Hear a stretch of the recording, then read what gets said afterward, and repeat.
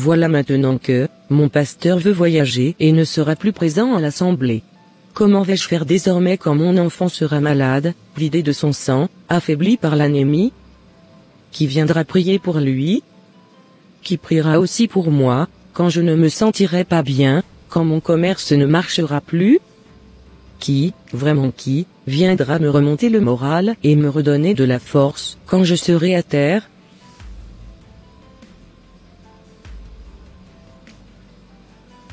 Bon, je dois aller recevoir la dernière bénédiction, avant qu'il ne parte pour sa tournée de croisade ce soir.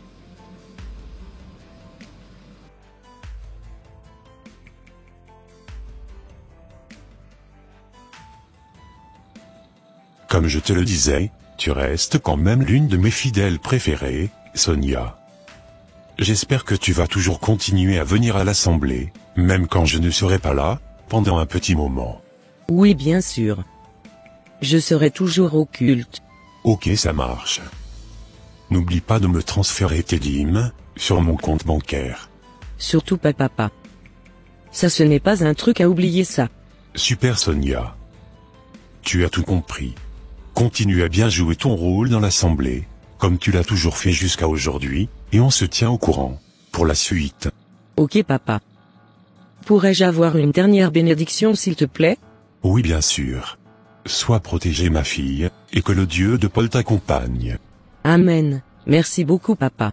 De rien ma Sonia. Allez on se dit à plus tard. Oui, à plus tard.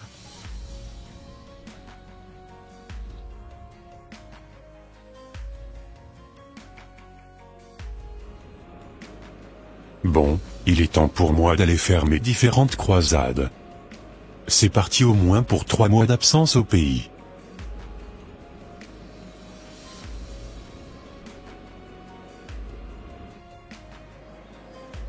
Qui va aller se pointer à l'assemblée même? Il y a que lui seul qui prêche bien, dans cette église. À part lui, plus personne ne prêche comme je le veux. Quand il n'est pas là, je n'ai même pas envie de m'y rendre à l'église. Bon, je n'ai pas trop le choix. Si je n'y vais pas, il ne sera pas content à son retour. J'irai juste chauffer les bancs, tous les dimanches, comme ça personne ne pourra m'accuser après. Je ne vais même pas me prendre la tête avec leurs enseignements bizarres là. Car moi j'écoute que les enseignements de mon daddy, un point c'est tout.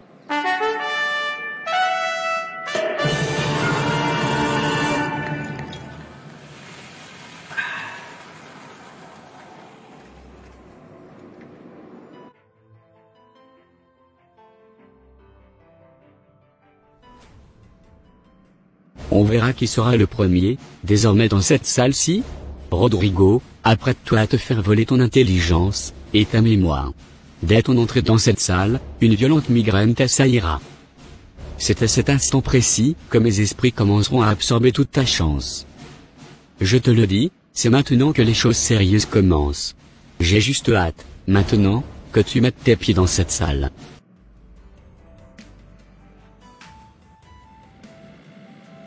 Comme je te le disais Rodrigo, sois sage en classe. Écoute bien tout ce qu'on te dit.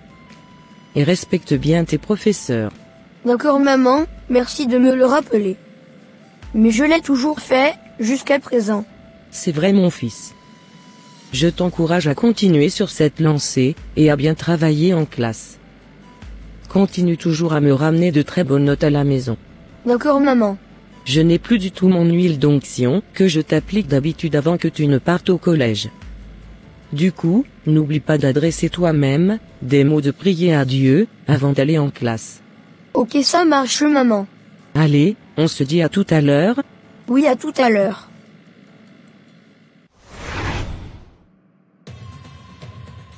Ah. Te voilà enfin, petit prodige. Toujours premier, toujours applaudi. Tu crois que c'est un don? Une bénédiction? Non. Ce que tu as, je vais le prendre. Qui êtes-vous? Qu'est-ce que vous me voulez? Je suis celui qu'on a réveillé à cause de toi. Celui qu'on a invoqué pour que toi, tu tombes, et que Tony monte. Ah ouais? C'est Tony qui t'a envoyé? Ferme ta bouche, tout de suite. Maintenant, ton énergie, ta mémoire, ton intelligence est à moi. Je les prends. Je les arrache de toi, morceau par morceau, pour les lui offrir.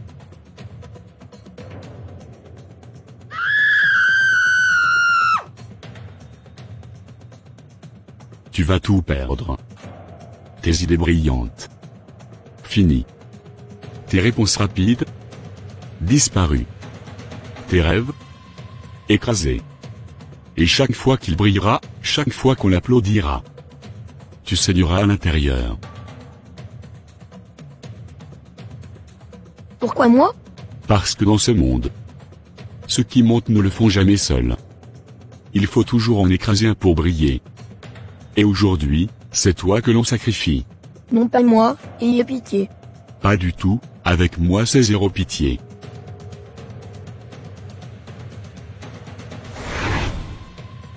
Mais qu'est-ce qui t'arrive? Tu es devenu fou maintenant? Tu parles tout seul maintenant? Mais non, un esprit bizarre venait de me paraître. C'est hyper flippant l'expérience que je venais de vivre ici. Ah oui. Mais qu'est-ce que tu racontes? Tu es devenu fou toi? Non, je ne me sens plus bien. Je ne peux plus suivre les cours d'aujourd'hui. Il faut que j'aille voir le directeur, pour lui raconter tout ce que je venais de subir. D'accord. Mais le mieux pour toi serait d'aller à l'hôpital psychiatrique. Car tu racontes des choses que personne n'a point expérimentées dans cette salle. Aïe, aïe, aïe. J'ai des migraines. J'ai des maux de tête atroces. Je ne peux plus suivre les cours.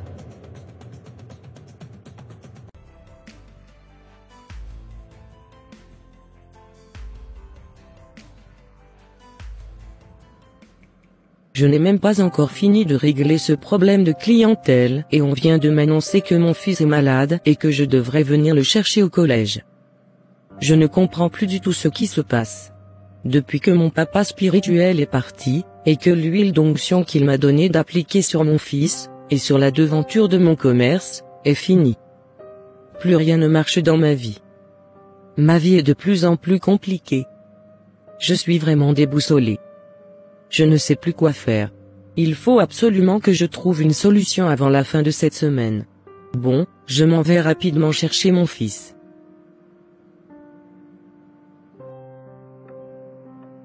Comme je vous le disais tout à l'heure, votre fils a vécu quelque chose de très étrange aujourd'hui en classe. Apparemment, il a vu un esprit qui lui a parlé et lui a raconté plein de choses. Je ne sais pas s'il va bien ou s'il a eu des hallucinations. Pour moi, il a complètement changé aujourd'hui. En tout cas, il ne peut pas continuer sa journée avec nous. Waouh, c'est très impressionnant, ce que vous me dites. Et il est où actuellement?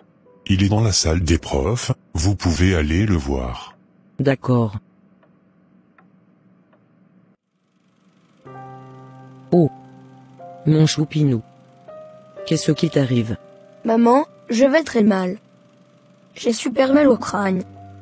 S'il te plaît, ramène-moi à l'hôpital, et quand j'irai mieux, je t'expliquerai ce qui venait de m'arriver. D'accord mon fils. Allez, on y va? Oui, on y va.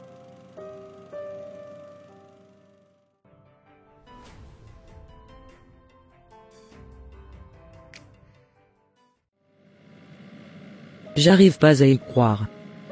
Comment un esprit impur peut apparaître comme cela, du jour au lendemain? Moi-même, je ne comprends pas maman. Je n'ai rien vu venir. Cet esprit m'a menacé. Apparemment, il était venu prendre mon intelligence et ma mémoire. Quoi? Jamais de la vie. Je ne permettrai cela. Une telle chose ne se passera jamais ici. J'irai tout à l'heure chercher la petite goutte d'huile d'onction qu'il me reste, pour te l'appliquer. Je suis sûr que toutes les malédictions qu'il a dites contre toi vont se retourner contre lui. Ok. Merci d'avance maman. Pas de quoi mon fils.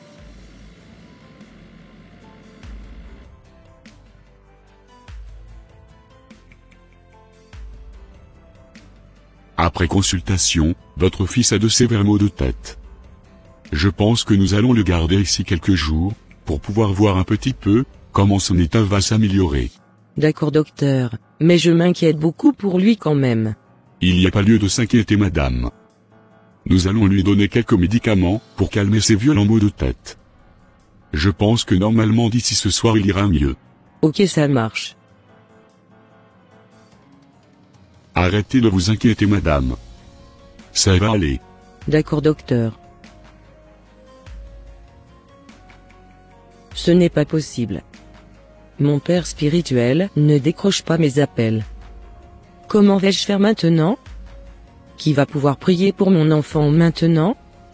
Il ne me reste même plus aucune goutte d'huile d'onction dans ma bouteille pour lui. Franchement, je ne sais plus quoi faire. Je suis complètement déboussolé. Bon, c'est décidé. Il faut que j'aille voir un autre pasteur, pour lui acheter une autre bouteille d'huile d'onction. Il me faut ma bouteille, et mes prières, que je recevrai au quotidien. Allez, c'est parti.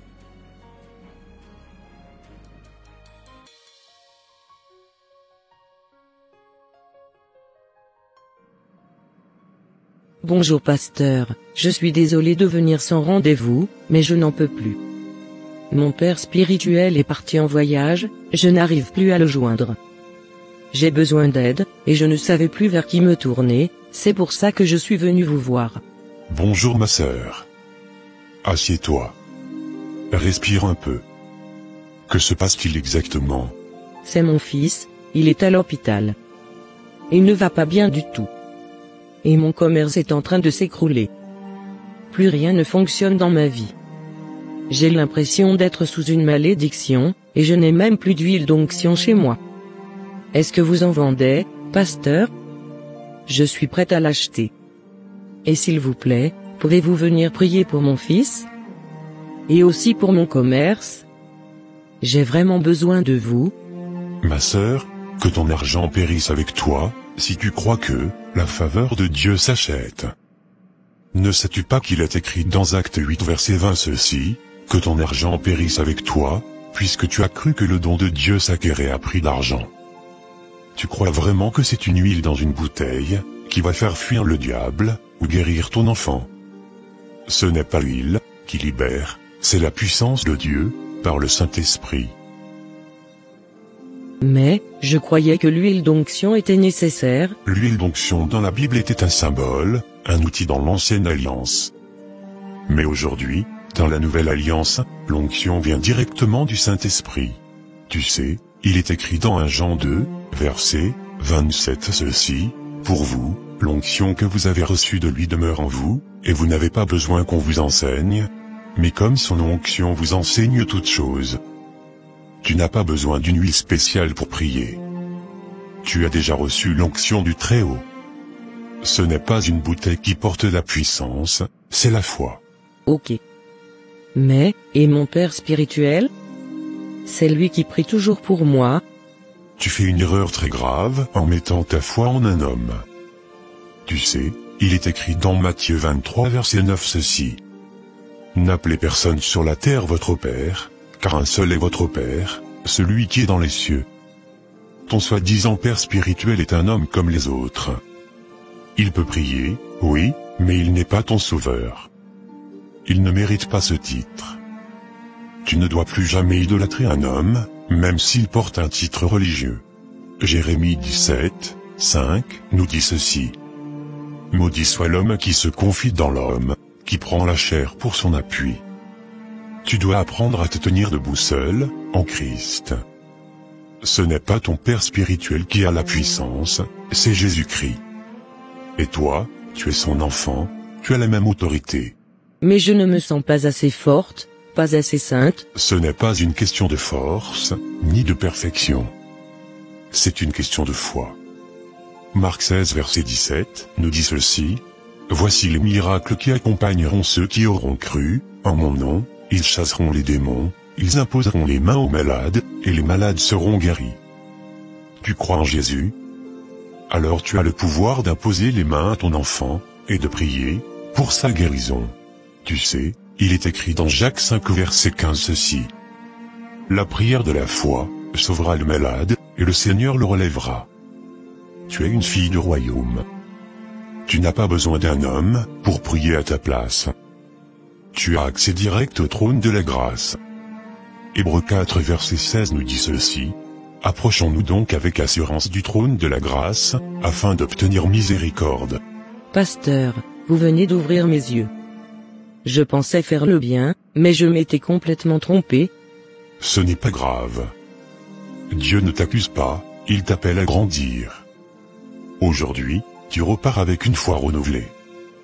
Tu es une guerrière dans l'armée de Dieu. Lève-toi et marche avec assurance. Merci pasteur. Merci de m'avoir repris, merci de m'avoir enseigné. Je me sens prête maintenant. Je vais aller à l'hôpital, poser mes mains sur mon fils et prier avec foi. Je sais que Dieu est avec moi. Et pour mon commerce, je crois que Dieu va restaurer ce qui était brisé. Oui ma sœur. Dieu est fidèle.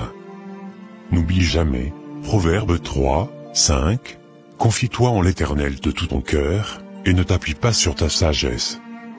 Et souviens-toi, tu n'es jamais seul. Le Saint-Esprit est en toi. Merci beaucoup pasteur.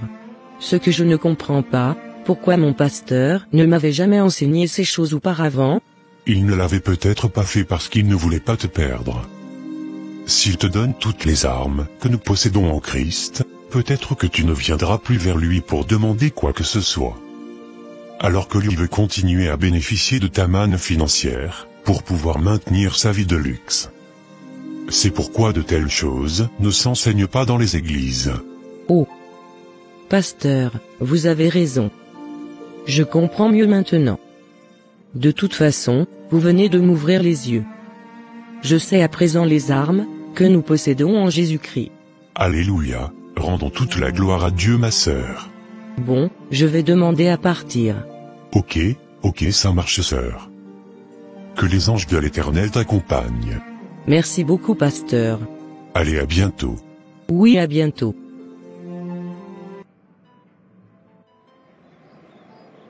Waouh, je ne savais pas qu'il y avait une telle grâce pour ceux qui ont véritablement donné leur vie à Christ. J'irai moi-même prier pour mon fils à l'hôpital. Je me sens fortifié et galvanisé comme jamais. J'ai l'impression que ma foi a été boostée d'un coup. Aujourd'hui, je me sens capable de faire beaucoup de choses avec mon papa, l'Éternel des armées, sans l'intervention de quiconque. Allez, je m'en vais tout de suite le rejoindre.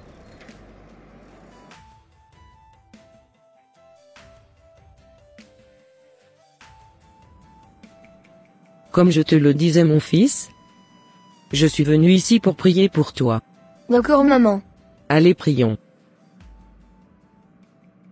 Seigneur Jésus-Christ, toi le roi des rois, le Seigneur des seigneurs, toi qui as dit dans la Bible. Aux hommes cela est impossible, mais à Dieu tout est possible. Je viens devant toi avec confiance, parce que je sais que tu es le Dieu qui guérit. Père, ton Fils Jésus a porté toutes nos maladies à la croix. Tu nous as aussi dit dans ta parole. Par ces meurtrissures, nous sommes guéris.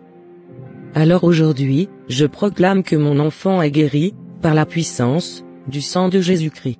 Seigneur, tu as promis dans ta parole que ils imposeront les mains aux malades, et les malades seront guéris. Alors maintenant, en obéissance à ta parole, je pose mes mains sur mon enfant, et je déclare la guérison totale dans son corps, dans le nom puissant de Jésus. Je prends autorité contre toute maladie, toute faiblesse, tout esprit d'infirmité. Je vous ordonne de quitter ce corps maintenant, au nom de Jésus-Christ. Ta parole déclare, voici, je vous ai donné le pouvoir de marcher sur les serpents, et les scorpions, et sur toute la puissance de l'ennemi, et rien ne pourra vous nuire. Seigneur, ton souffle de vie, entre maintenant dans mon enfant. Que chaque cellule, chaque organe, chaque muscle retrouve la vie et la santé parfaite que tu donnes. Je déclare ce jour comme un jour de victoire, car ta parole déclare. Je ne mourrai pas, je vivrai, et je raconterai les œuvres de l'Éternel. Mon enfant vivra pour raconter tes merveilles, Seigneur. Merci parce que ta main n'est pas courte pour sauver, merci parce que ton amour n'a pas de limite, merci parce que tu es fidèle à ta parole. Je te rends gloire à l'avance pour cette guérison miraculeuse, Seigneur. je proclame que tout ce que l'ennemi avait volé dans sa santé, est maintenant restauré, au nom de Jésus. Mon enfant se lèvera de ce lit, il courra, il témoignera, et tout l'hôpital saura que Jésus est vivant, et qu'il agit encore aujourd'hui. Je sais que ta parole déclare, ne t'ai-je pas dit que si tu crois, tu verras la gloire de Dieu? Oui, Seigneur, je crois, et je vois ta gloire maintenant. Dans le nom puissant, glorieux et tout-puissant de Jésus-Christ, Amen, Amen et Amen. Amen. Ah, je me sens mieux, maman. Gloire à Dieu, je suis guéri. Gloire à Dieu, je suis guéri. Alléluia, mon enfant. Rendons toute la gloire à Dieu. Je n'ai même plus envie de rester ici, j'ai envie de rentrer à la maison. Car je me sens super bien à présent. D'accord mon fils, je parlerai de ça tout à l'heure au médecin. D'accord maman. Allez attends-moi, j'arrive. D'accord. Merci Éternel des armées, d'avoir guéri mon fils. Que toute la gloire te revienne, jusqu'au siècle des siècles. Amen. C'est vraiment incroyable ce qui vient de se passer dans cet hôpital. Pendant que vous étiez en train de prier, nous étions juste derrière vous, et nous avons tout entendu. Votre Dieu est vraiment puissant et extraordinaire. Vous m'avez donné envie, sur le moment, de l'adorer, de le louer et de l'exalter. J'ai même envie de devenir chrétien dès maintenant et de le servir pour toujours. Waouh! Que toute la gloire soit rendue à Dieu jusqu'au siècle des siècles. Bienvenue dans notre famille chrétienne. Je connais un frère en Christ, qui pourra bien vous épauler, et vous enseigner les bases et les fondements de notre merveilleux Seigneur et Sauveur Jésus-Christ. D'accord. Franchement, je suis vraiment émerveillé, par ce qui venait de se passer. C'est Dieu, qui est à l'œuvre au docteur. Oui, je sais. Et est-ce qu'on pourra partir ce soir chez nous? Oui, bien sûr. Je pense que même cet après-midi vous pourrez rentrer. Car je le vois complètement rétabli. Amen, alléluia. Je suis guéri, je suis guéri. J'ai juste une envie, c'est de rentrer chez moi. Oh, que le Seigneur est merveilleux et puissant.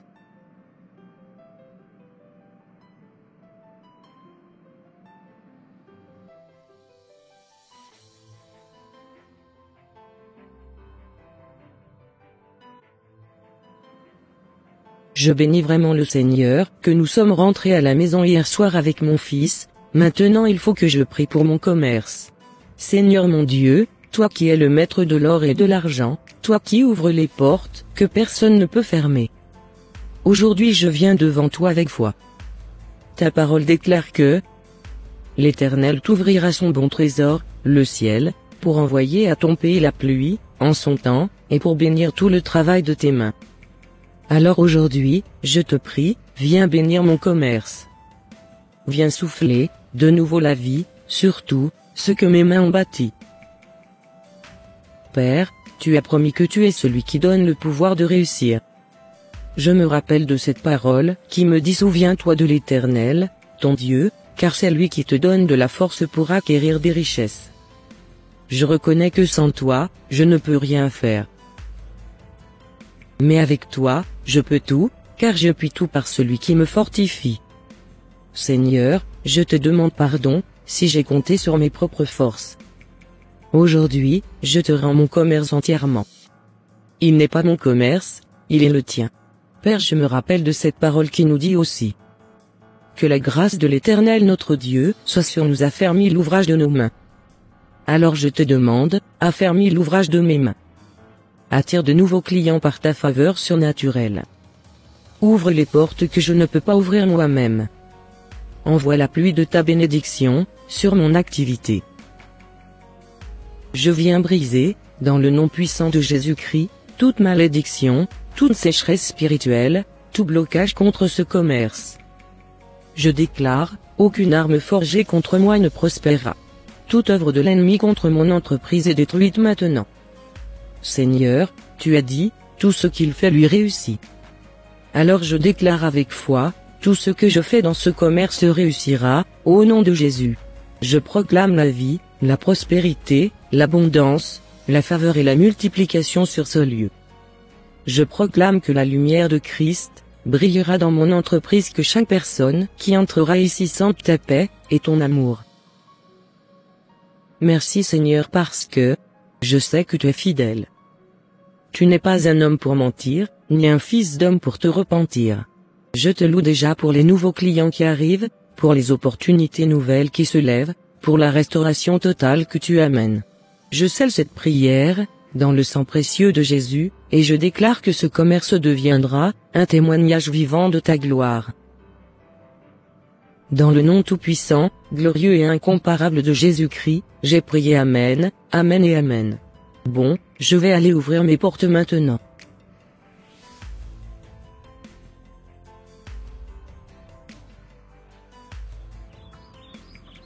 Qu'est-ce qui t'arrive, maman?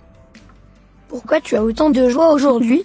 Je suis tellement dans la joie, parce qu'aujourd'hui j'ai fait un très bon chiffre d'affaires. Les clients affluent sans cesse, et je n'ai pas arrêté de vendre mes articles. Je suis tellement contente, Dieu a vraiment ouvert les portes de la bénédiction sur ma vie. Alléluia, que toute la gloire soit rendue à Dieu, jusqu'au siècle des siècles. Amen, mon fils.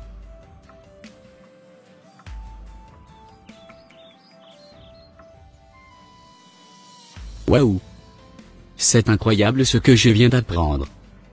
Apparemment, Rodrigo a été guéri, et il sera bientôt de retour en classe. Moi qui croyais que je pourrais prendre sa place tranquillement. J'ai très peur qu'en le voyant tout de suite, qu'il m'arrive ce qui lui est arrivé. Le mieux c'est de m'éclipser tout de suite, et de partir chez moi. Je n'ai clairement pas envie de le croiser maintenant. Ah! J'ai la rage. Car je n'ai pas réussi mon plan.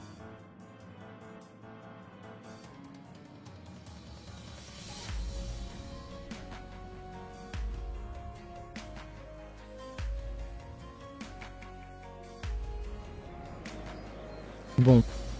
Mon fils, aujourd'hui tu vas reprendre les cours. N'oublie pas de prier quand tu seras devant ton collège. Que les anges de l'Éternel t'accompagnent. Merci beaucoup, maman. Je bénis vraiment le Seigneur, car depuis que nous avons donné notre vie véritablement à Christ, notre vie a complètement changé.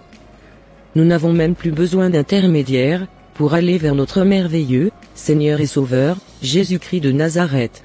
Plus jamais, je ne permettrai encore à quelqu'un de se placer entre moi et mon Dieu.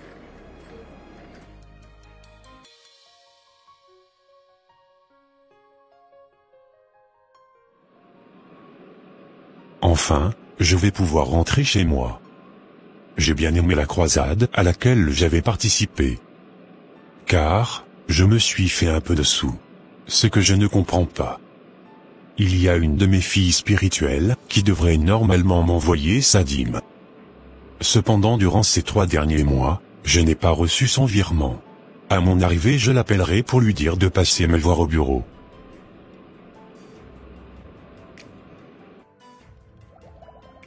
Mon ex-pasteur m'avait dit qu'il voulait me voir. Mais qu'est-ce qu'il a à me dire?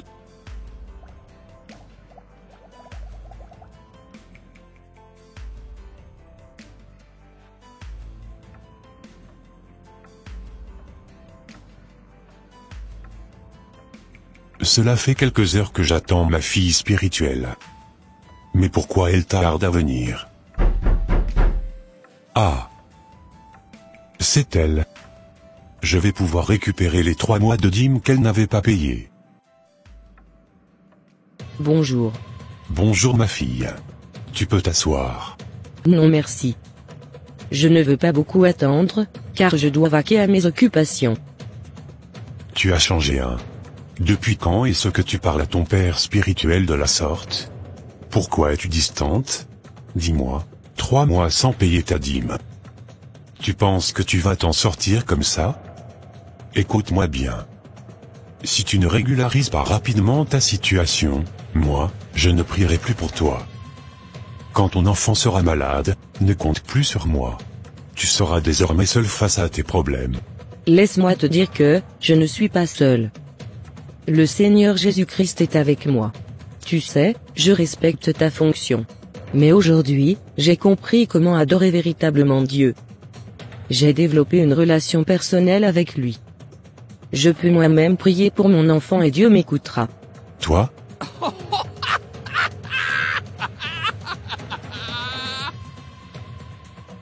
Tu connais Dieu ou? Tu crois que c'est facile comme ça? Moi, je suis ton médiateur entre toi et Dieu. Sans moi, tu n'es rien. Il y a un seul Dieu, et aussi un seul médiateur entre Dieu et les hommes, c'est Jésus-Christ, et non un homme. D'accord, tu verras. Je ne te donnerai plus mon huile d'onction.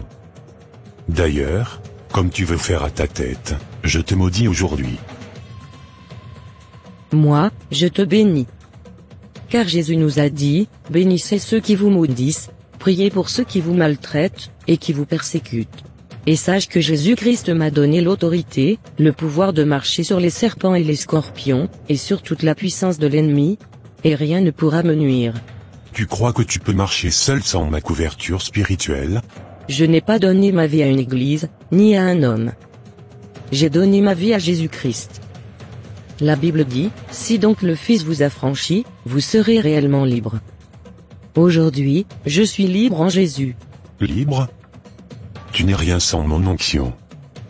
Tu veux te rebeller contre l'autorité que Dieu a placée sur toi? Attention. Sans moi, tu seras vulnérable. Mon autorité vient de Jésus seul. Tout pouvoir m'a été donné dans le ciel et sur la terre. Allez donc, faites de toutes les nations des disciples.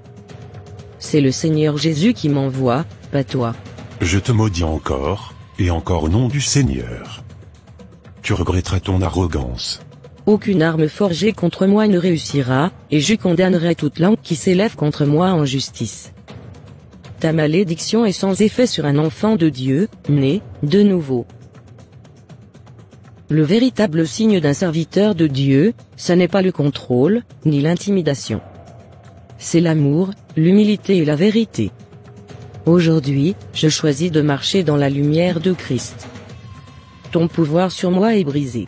Je vois que tu es vraiment décidé à ne plus faire marche arrière. Bonne continuation à toi. Tu peux maintenant sortir de mon bureau. Excellente journée à toi, monsieur le pasteur. Va, et ne reviens plus jamais ici. D'accord. Je n'arrive pas à croire que cette fille m'a échappé. Comment a-t-elle pu résister à mon autorité? Mais ce n'est pas grave. Je vais trouver une autre personne pour la remplacer. Il y a toujours quelqu'un d'assez naïf pour se laisser manipuler.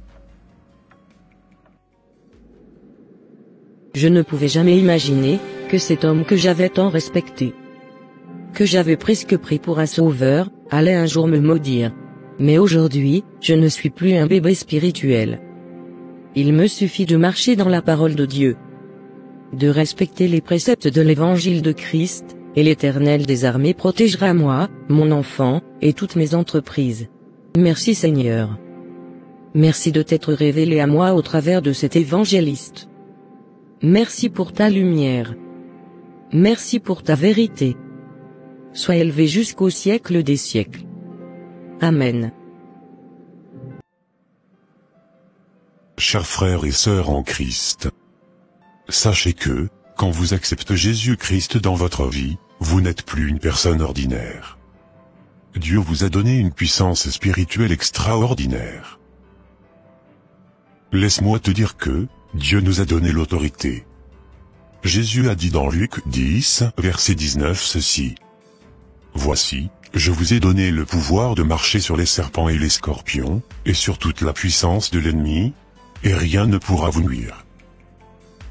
Cela veut dire que toi, en tant qu'enfant de Dieu, tu as autorité sur toutes les forces du mal. Nous avons reçu la mission de guérir et de chasser les démons. Nous pouvons voir cela dans le livre de Marc chapitre 16, versets 17 à 18. Voici les miracles qui accompagneront ceux qui auront cru en mon nom, ils chasseront les démons, ils parleront de nouvelles langues, ils saisiront des serpents, s'ils boivent quelque breuvage mortel, il ne leur fera point de mal, ils imposeront les mains aux malades, et les malades seront guéris. Ce n'est pas les grands évangélistes seulement. ce n'est pas les anciens seulement non plus, mais tous ceux qui croient. Si tu crois vraiment, ces signes doivent t'accompagner. Cependant, pour recevoir et manifester cette puissance, tu dois être né de nouveau. Tu dois recevoir Jésus-Christ comme ton Seigneur et ton Sauveur personnel. Jésus a dit dans Jean 3 verset 3, « En vérité, je te le dis, si un homme n'est né de nouveau, il ne peut voir le royaume de Dieu. Sans la nouvelle naissance, tu ne peux pas marcher dans la puissance de Dieu. Tu dois vivre selon la parole de Dieu. Pas seulement écouter, mais mettre en pratique. » Jacques 1 verset 22 dit, « Mettez en pratique la parole, et ne vous bornez pas à l'écouter en vous trompant vous-même par de faux raisonnements. » L'obéissance ouvre la porte à la puissance spirituelle. Avoir une vie de prière et de foi, pour exercer l'autorité spirituelle, tu dois prier et croire sans douter. Il est écrit dans Jacques 5 verset 16 que « La prière fervente du juste a une grande efficacité. » Un chrétien qui prie est un chrétien puissant. Ce n'est pas par notre force, mais par le Saint-Esprit. Enfin, souviens-toi que, ce n'est pas toi qui guéris. Ce n'est pas toi qui fais les miracles. C'est le Saint-Esprit qui agit en toi et à travers toi. La Bible dit dans Zacharie 4 verset 6 que, ce n'est ni par la puissance, ni par la force, mais par mon esprit, dit l'Éternel des armées. Si tu marches avec le Saint-Esprit, rien ne t'est impossible. Frère, sœur, Dieu t'appelle aujourd'hui à marcher dans la puissance qu'il t'a donnée. N'aie pas peur. N'écoute pas les voix qui te disent que tu n'es pas capable. Tu es appelé à guérir, à délivrer, à impacter ta génération. Alors lève-toi. Crois dans la parole. Marche avec foi. Et le monde verra Jésus-Christ vivant en toi. Ô Seigneur, nous croyons que tu nous as donné ton autorité. Aide-moi à marcher dans la foi, dans l'obéissance et dans la puissance du Saint-Esprit. Utilise-moi pour ta gloire. C'est au nom puissant de Jésus-Christ de Nazareth que j'ai prié. Amen.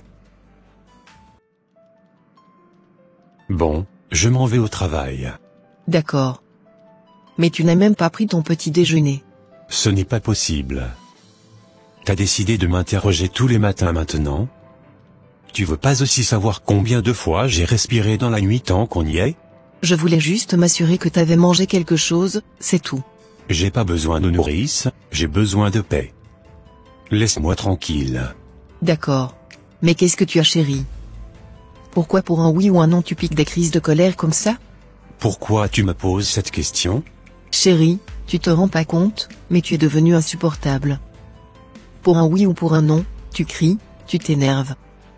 Franchement, je n'arrive plus à te supporter. Même notre fils a peur de t'approcher maintenant.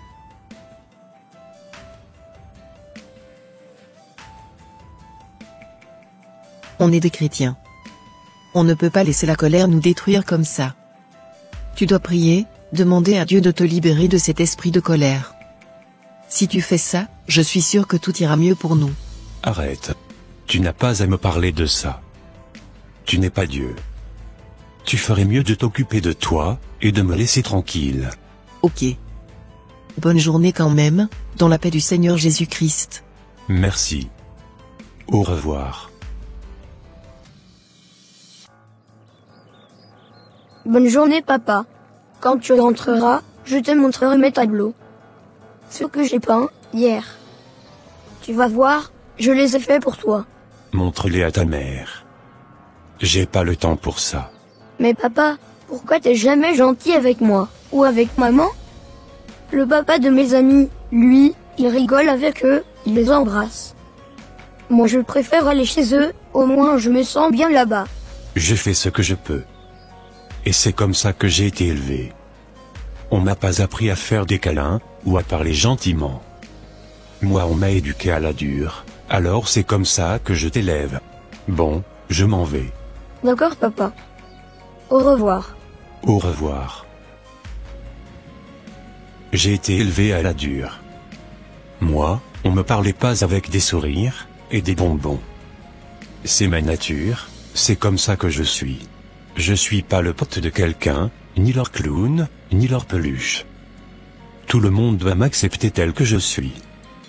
Un point, c'est tout. Je changerai pour personne.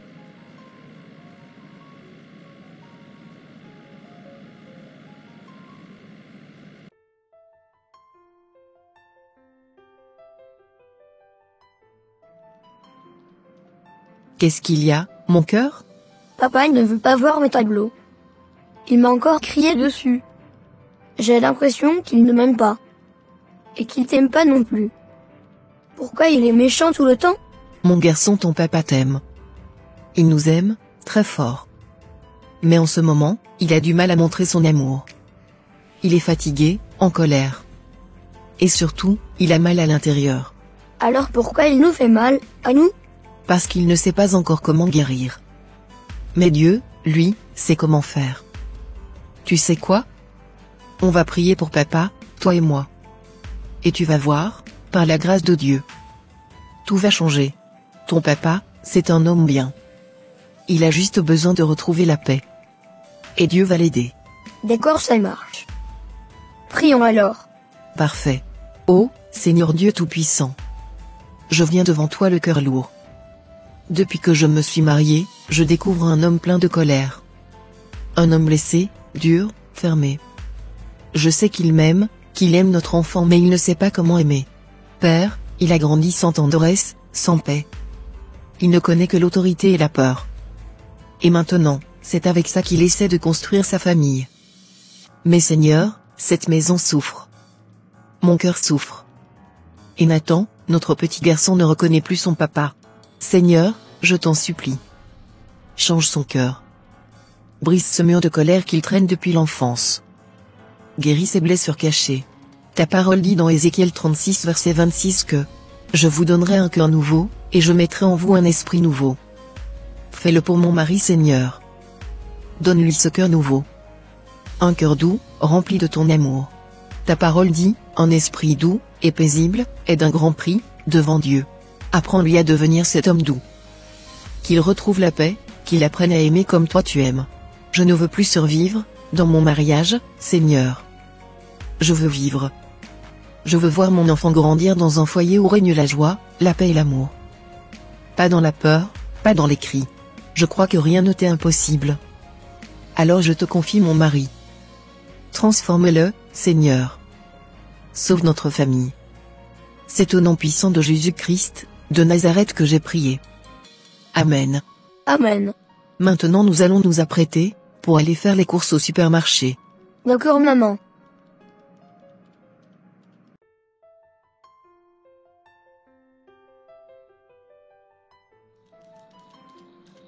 Il faut que j'aille faire un mise à jour à ce collègue, car il n'a pas fait le travail que je lui ai confié, comme cela se doit.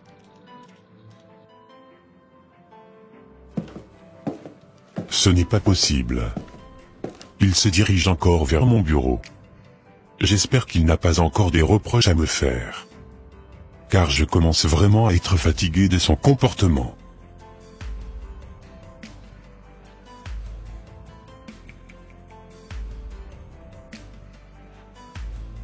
Qu'est-ce qu'il y a encore, collègue?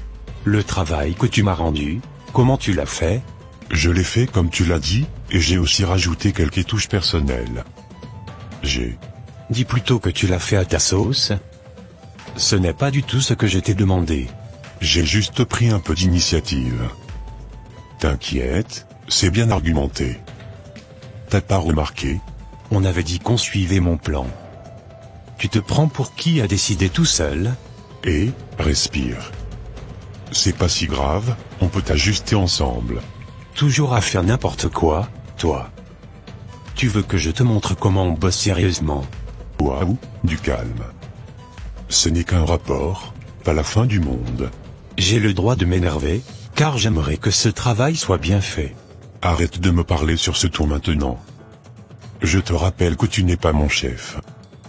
Nous sommes juste collègues. Laisse-moi te rappeler que je suis ici avant toi. Donc si tu le veux ou non, je suis ton doyen. Franchement, tu dois vraiment travailler sur toi, car, la façon dont tu t'énerves. Je ne sais pas si quelqu'un pourra travailler avec toi. Je comprends maintenant pourquoi tous les autres collègues ont préféré être mutés sur d'autres sites. Sans te mentir, tu es insupportable. Tu n'arrives pas du tout à maîtriser ta colère, pourtant tu m'avais dit que tu étais chrétien. Je me demande même quel genre de chrétien tu es réellement. Je ne te permets pas de parler de ma vie chrétienne. Oh, du calme monsieur le chrétien. Tu veux qu'on règle ça dehors peut-être? Si tu me touches encore, je ne vais pas rigoler avec toi. Tu ne peux rien me faire mon grand. Je te rappelle encore une fois de plus que, je suis ton doyen, tu me dois du respect dans cette entreprise. À bon entendeur, salut.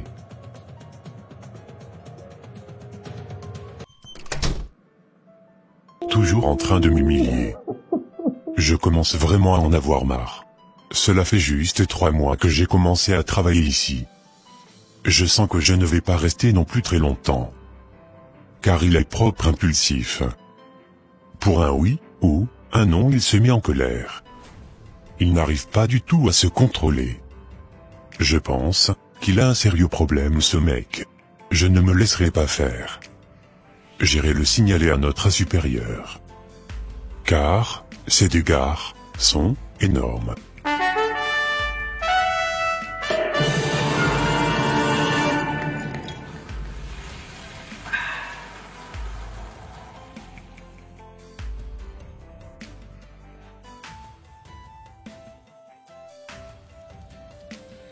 Franchement, ça peut plus durer. David, il se croit tout permis. Il marche sur tout le monde. Parle, mal, à qui, il veut, et personne ne dit rien. C'est pas normal, qu'on bosse dans la peur. Tu sais, moi aussi je suis à bout. Il m'a crié dessus ce matin pour une bêtise. Même quand on veut bien faire, il trouve le moyen de rabaisser. Justement. Tu devrais aller le signaler au chef. T'es pas le seul à avoir eu des problèmes avec lui. Moi aussi, il m'a humilié devant tout le monde, il y a 2 semaines. On ne peut plus se taire. T'as raison. C'est ce que j'allais faire. Je vais aller voir le chef maintenant, lui raconter exactement comment David m'a traité. Là, ça va trop loin. Fais-le. Il faut que ça s'arrête. Pour nous tous. Tu as bien raison. Je m'en vais voir le chef, de suite. D'accord.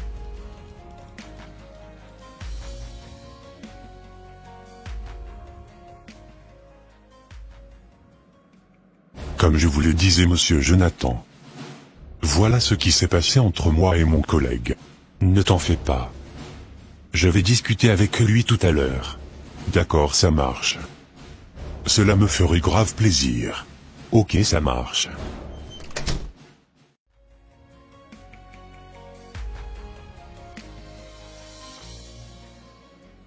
David. J'ai pris le temps de réfléchir avant de te convoquer. Mais maintenant, il faut qu'on parle franchement. J'ai entendu beaucoup de choses. Mais j'ai aussi vu de mes propres yeux ton comportement. Ton attitude avec les collègues est inacceptable. Tu parles mal, tu es souvent agressif, impulsif. Tu te laisses emporter par la colère, et tu refuses d'écouter quand on essaie de t'aider. Et tu sais quoi? À cause de ça, plusieurs personnes ont quitté l'entreprise. Des gens compétents qui ne voulaient plus travailler dans une ambiance tendue. On t'a fait plusieurs remarques, on t'a donné des chances. Mais tu n'as pas changé. Et moi, je ne peux pas laisser mon entreprise couler à cause d'un seul employé, aussi bon soit-il dans son travail. Je suis désolé David. Mais je n'ai plus le choix. Je dois te licencier. J'espère que tu prendras ce moment comme un réveil. Pas comme une punition, mais comme une porte vers un vrai changement. Tu as du potentiel, mais tu dois te libérer de cette colère. Écoutez, je voulais juste que le travail soit bien fait. Parfaitement bien fait. Je suis exigeant, c'est tout. Être exigeant, ce n'est pas un problème. Mais rabaisser les autres, leur crier dessus, ce n'est pas acceptable.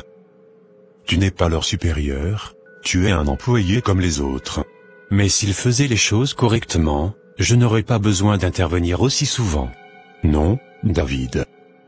Ce n'est pas à toi de décider comment les autres doivent faire leur travail. Tu n'as pas le droit de les écraser sous prétexte de perfectionnisme. Ici, on travaille en équipe, pas sous la pression d'un petit chef autoproclamé. Je comprends. Mais je voulais juste que tout soit irréprochable. Je comprends. Cependant, je suis vraiment désolé, mais il faut que je t'arrête à la fin de ce mois. Non, pitié, ne me faites pas ça s'il vous plaît. Je suis vraiment désolé. Tu peux disposer.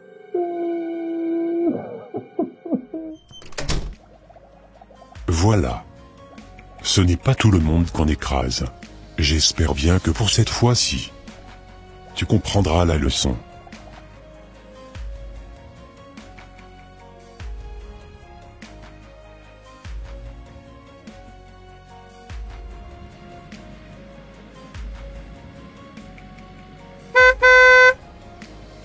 Il a quoi ce monsieur?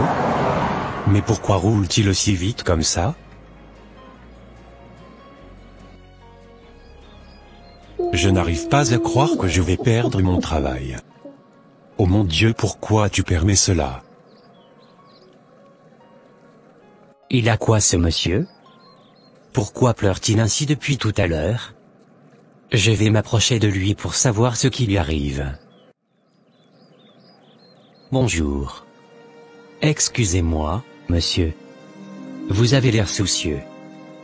Tout va bien? Laissez-moi tranquille. Je ne veux pas déranger, mais parfois parler à quelqu'un, même un inconnu, ça peut aider. J'ai dit ne me posez pas de questions. Vous ne savez rien, alors fichez-moi la paix. Peut-être que je ne sais rien, c'est vrai. Mais je vois quelqu'un qui souffre, et je ne vais pas partir juste parce que la douleur lui fait lever la voix. Pourquoi vous insistez, hein? Vous voulez quoi, au juste? Rien. Juste te rappeler que même quand on se sent seul, quelqu'un peut tendre la main. Même si on croit ne pas en avoir besoin. Laissez-moi tranquille. Je ne vous laisserai pas, monsieur.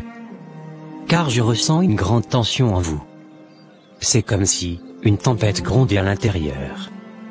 Est-ce que je me trompe? Vous ne savez rien de moi. Le monde est pourri, les gens sont hypocrites, tout le monde m'énerve. Je suis fatigué de tout ça moi. Vous avez raison d'être fatigué, la colère, c'est comme un feu qui brûle en silence, et qui finit par consumer tout ce qu'on a de précieux. Vous savez, moi aussi j'ai été en colère. Souvent. Mais un jour, j'ai rencontré quelqu'un qui a calmé cette tempête. Il s'appelle Jésus-Christ. Jésus? Qu'est-ce qu'il a à voir avec ma colère? Vous savez? Il a tout à voir. Parce que Jésus n'a pas seulement pris nos péchés sur la croix, il a aussi porté nos douleurs, nos blessures intérieures, nos colères. Écoutez ce que dit la Bible dans Ésaïe 53, verset 5. Mais il était blessé pour nos péchés, brisé pour nos iniquités. Le châtiment qui nous donne la paix est tombé sur lui, et c'est par ses meurtrissures que nous sommes guéris. La paix dont vous avez besoin, Jésus l'a payée pour vous. Mais moi, je suis comme ça. J'ai toujours été colérique, c'est dans mon sang. Non, ce n'est pas une fatalité. Ce que Dieu a fait en moi, il peut le faire en vous. La Bible dit en Proverbe 16, verset 32 ceci, « Celui qui est lent à la colère, vaut mieux qu'un héros, et celui qui est maître de lui-même, que celui qui prend des villes. » Vous avez une force en vous, monsieur, mais elle est mal dirigée.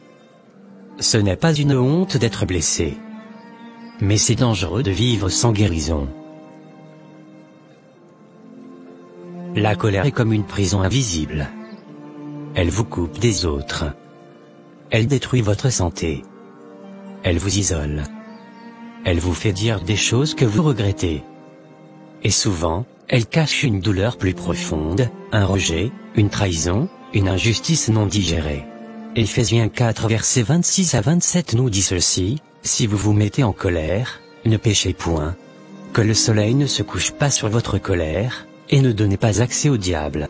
Chaque colère non pardonnée ouvre une porte à l'ennemi. » Vous pensez peut-être que vous êtes fort en explosant, mais en réalité, vous vous videz. Jésus veut vous libérer. D'accord. Et si je n'y arrive pas? J'ai essayé, j'explose malgré moi. C'est normal. On ne peut pas vaincre la colère tout seul. Mais Jésus a dit dans Matthieu 11, 28, « Venez à moi, vous tous qui êtes fatigués et chargés, et je vous donnerai du repos. » Dieu peut remplacer votre colère par la paix. Il peut vous donner un cœur nouveau. Il peut vous apprendre à répondre avec douceur, même quand tout crie en vous. Proverbe 15 verset 1, nous dit, une réponse douce, calme la fureur, mais une parole dure, excite la colère. Regardez Jésus, quand on l'a insulté, quand on l'a frappé, il n'a pas répondu par la violence. Il a prié, Père, pardonne-leur. Ça, c'est une force surnaturelle. Et il veut vous la donner. Mais pourquoi ferait-il ça pour moi? Parce qu'il vous aime. Pas à cause de vos œuvres. Pas parce que vous êtes parfait. Il vous aime maintenant, là où vous êtes, avec votre fardeau, avec vos cris, avec vos blessures. D'accord. Romains 5, 8 dit, « Mais Dieu prouve son amour envers nous, en ce que, lorsque nous étions encore des pécheurs, Christ est mort pour nous. » Ce n'est pas trop tard. Vous pouvez changer. Vous pouvez être un homme nouveau. Mais il faut faire un choix, continuer à laisser la colère vous contrôler, ou remettre votre vie à celui qui peut la transformer. Je suis fatigué de cette colère. Elle a détruit mes relations, et mon travail. Elle a blessé mon enfant, elle m'épuise, je veux changer. Aidez-moi. Dieu vous attendait. Vous n'êtes pas seul. Répétez cette prière avec moi. Seigneur mon Dieu, je viens devant toi aujourd'hui, fatigué, brisé, rempli de douleurs que je ne comprends même plus. Je reconnais que la colère a pris trop de place dans ma vie. Elle m'a éloigné des autres, elle m'a blessé, elle a blessé ceux que j'aime. J'ai crié, j'ai explosé, j'ai fermé mon cœur. Mais aujourd'hui, Seigneur, je ne veux plus continuer comme ça. Je viens à toi, les mains vides, le cœur lourd, mais sincère. Pardonne-moi pour chaque mot de colère, chaque geste, chaque silence destructeur. Pardonne-moi pour les fois où j'ai laissé la rage parler à ma place. Pardonne-moi pour toutes ces années où j'ai nourri ce feu qui m'a consumé. Seigneur Jésus, je crois que tu es mort sur la croix pour moi. Tu as porté mes péchés, mais aussi ma colère, mes blessures, ma douleur. Tu es resté silencieux devant les insultes, tu as aimé ceux qui t'ont rejeté. Tu es mon exemple parfait. Alors aujourd'hui, je te demande, entre dans mon cœur. Lave-moi. Purifie-moi. Change-moi. Brise les chaînes de la colère dans ma vie. Libère-moi de ce fardeau que je porte depuis trop longtemps. Donne-moi un cœur doux, un esprit apaisé. Remplis-moi de ton amour, de ta paix, de ta patience. Quand les épreuves viendront, enseigne-moi à réagir avec grâce. Fais de moi un instrument de paix, un homme nouveau, une lumière dans ce monde. Saint-Esprit, viens habiter en moi. Sois ma force dans mes faiblesses, sois ma voix quand je ne trouve plus les mots. Donne-moi un cœur lent à la colère, riche en pardon. Et aide-moi à reconstruire ce que j'ai détruit. Merci Jésus, parce que je sais que tu ne me rejettes pas. Tu me tends la main aujourd'hui, et je la saisis. Je déclare que je ne suis plus esclave de la colère. Je suis libre. Je suis aimé. Je suis pardonné. Et à partir de ce jour, je marche avec toi. Au nom de Jésus-Christ, Amen. Alléluia. Que le nom de l'Éternel soit béni, et exalté jusqu'au siècle des siècles. Amen, Amen. Merci vraiment pour tout. De rien, c'est gratuit. Que le Seigneur vous accompagne. Merci beaucoup monsieur. Allez, on se dit à bientôt. Oui, à bientôt.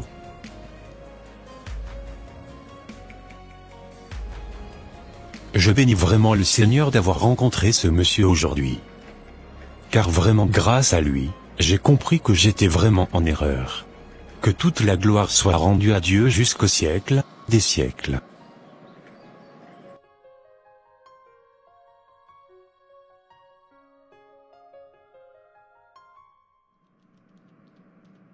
Comme je te le disais chérie, voilà ce qui s'est passé aujourd'hui. Je ne pouvais jamais imaginer que ma colère pouvait détruire ma vie jusqu'à me faire perdre mon travail. Devant toi le cœur lourd pour te dire pardon. Depuis qu'on s'est mariés, je t'ai fait du mal. Je t'ai blessé avec mes paroles, mes réactions, ma colère. Et je le regrette du fond du cœur. Je réalise maintenant que j'étais aveugle. J'étais prisonnier de ma colère. Et à cause de ça, je risquais de tout perdre, toi, notre fils, et même le travail que j'ai depuis des années. Mais Dieu a eu pitié de moi. Il m'a ouvert les yeux. Aujourd'hui, dans le parc, un gentil frère en Christ m'a parlé. Et à travers ces paroles, j'ai entendu la voix de Dieu. J'ai compris que je devais changer. Je ne veux plus être cet homme colérique et dur. Je veux devenir un homme nouveau. Un mari doux. Un père stable. Un homme de paix. Je te demande sincèrement pardon pour chaque larme que tu as versée à cause de moi. Pour chaque moment où tu t'es senti seule, incomprise ou humiliée. Je ne veux plus jamais te faire de mal. Avec l'aide de Dieu, je vais travailler sur moi. Je vais me battre pour changer. Pour te garder. Pour garder notre fils. Pour qu'on soit une vraie famille, selon le cœur de Dieu. Pardonne-moi. Je t'aime. Et je ne veux pas te perdre. Je vais également améliorer ma relation avec notre fils. Tu sais quoi? Je te pardonne. Je vois que ton cœur est sincère. Et je crois que Dieu peut vraiment te transformer. Moi aussi, je veux qu'on construise quelque chose de beau, ensemble. Avec Dieu au centre. D'accord. Merci beaucoup ma femme de m'avoir compris. Mais de rien David. C'est normal.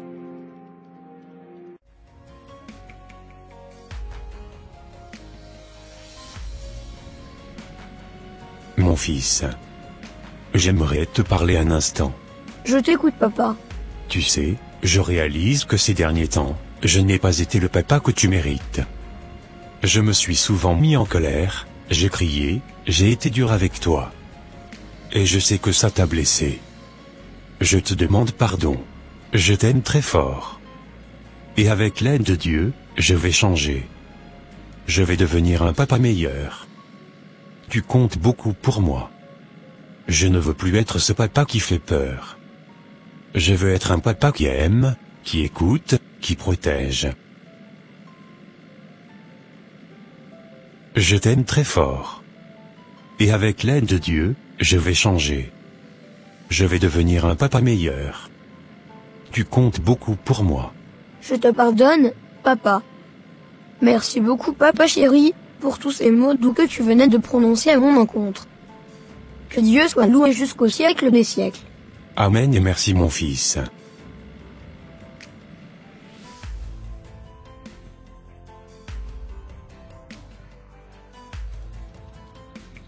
Alors, tu as remarqué David, ces derniers temps? Oui, je voulais justement t'en parler. Franchement, il a énormément changé. Grave. Avant, il parlait mal à tout le monde. Il te regardait de haut, il méprisait les autres. Et maintenant, il est calme, respectueux, même gentil. Il te salue avec le sourire, il aide sans râler, ça fait plaisir, vraiment. Moi je pensais pas qu'il pouvait changer comme ça. Mais là, on dirait un autre homme. Tu sais quoi? Il m'a dit que Dieu avait touché son cœur. Qu'il a pris conscience de son comportement, et qu'il voulait vraiment devenir quelqu'un de meilleur. Ok parfait. En tout cas je le préfère aujourd'hui qu'avant. C'est clair, je suis tout à fait d'accord avec toi. Me voici patron. Assieds-toi. Tu sais, si je t'ai fait venir ici, c'est pour te dire quelque chose d'important. Tu as beaucoup changé, et de façon très positive. Avant, tu étais souvent tendu, parfois agressif. Mais ces dernières semaines, je vois un homme nouveau. Tu es devenu bosseur, respectueux, calme.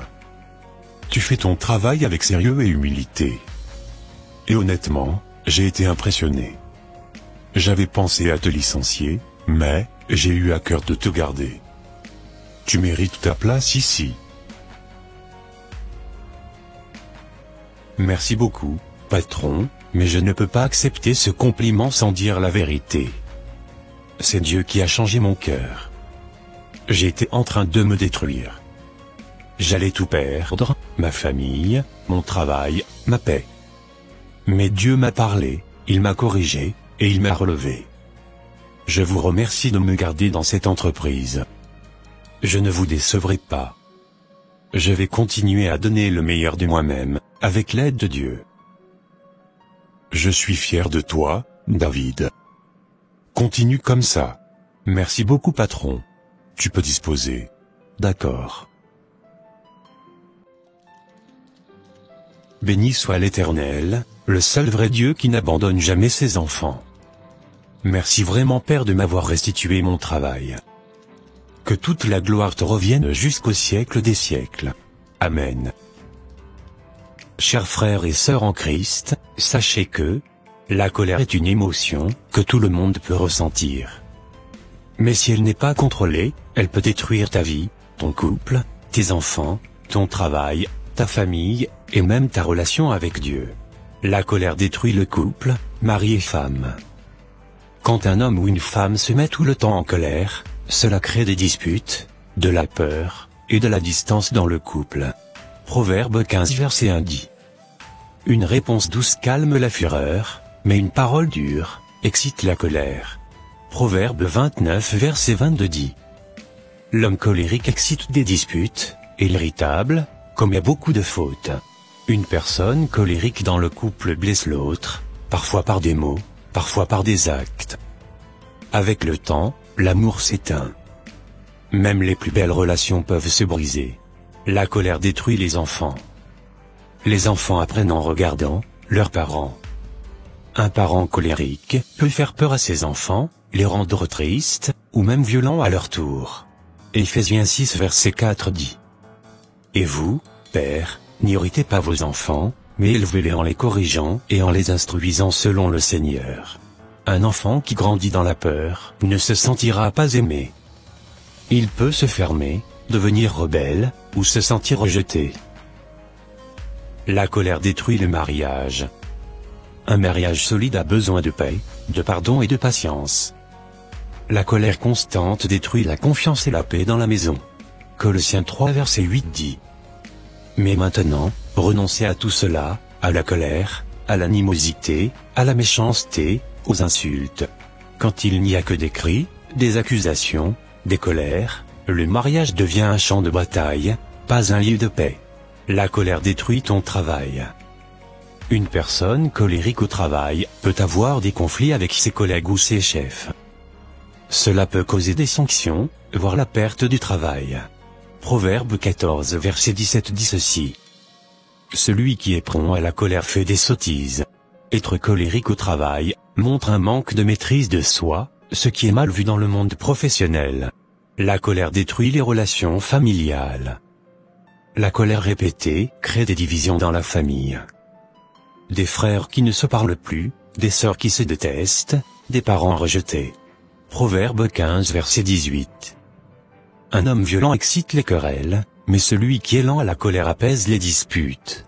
Un cœur colérique divise, blesse, brise l'unité familiale que Dieu veut voir dans nos maisons. La colère détruit ta vie spirituelle. Un chrétien colérique attriste le Saint-Esprit. La colère ouvre la porte au péché. Jacques 1 verset 19 à 20 dit. Que chacun soit prompt à écouter, lent à parler, lent à se mettre en colère, car la colère de l'homme n'accomplit pas la justice de Dieu. Éphésiens 4 verset 26 à 27 dit ceci. Si vous vous mettez en colère, ne péchez point. Que le soleil ne se couche pas sur votre colère, et ne donnez pas accès au diable. Quand tu laisses la colère dominer ton cœur, tu ouvres la porte à Satan. Il détruit doucement ta communion avec Dieu. La colère est un feu dangereux. Si tu ne l'éteins pas, il va tout brûler, ton couple, tes enfants, ton travail, ta famille, ta paix, ta relation avec Dieu. Mais la bonne nouvelle, c'est que le Saint-Esprit peut t'aider à changer. Il peut te donner la paix, la douceur, et la maîtrise de toi-même.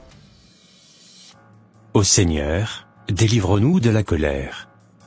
Donne-nous un cœur doux, paisible et rempli d'amour. Aide-nous à contrôler nos paroles, nos pensées et nos réactions. Que ta paix règne dans nos foyers, dans nos relations, et dans nos cœurs. C'est au nom puissant de Jésus-Christ de Nazareth que j'ai prié. Amen.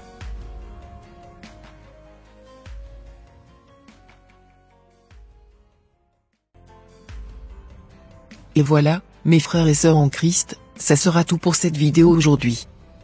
Si vous avez aimé la vidéo d'aujourd'hui, n'hésitez pas à la liker, à la commenter, et à la partager avec votre entourage, afin qu'une seule âme soit sauvée et restaurée.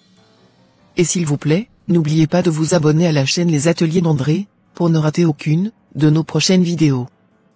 Que Dieu vous bénisse et vous protège. Votre sœur Pélagie. Et votre frère André.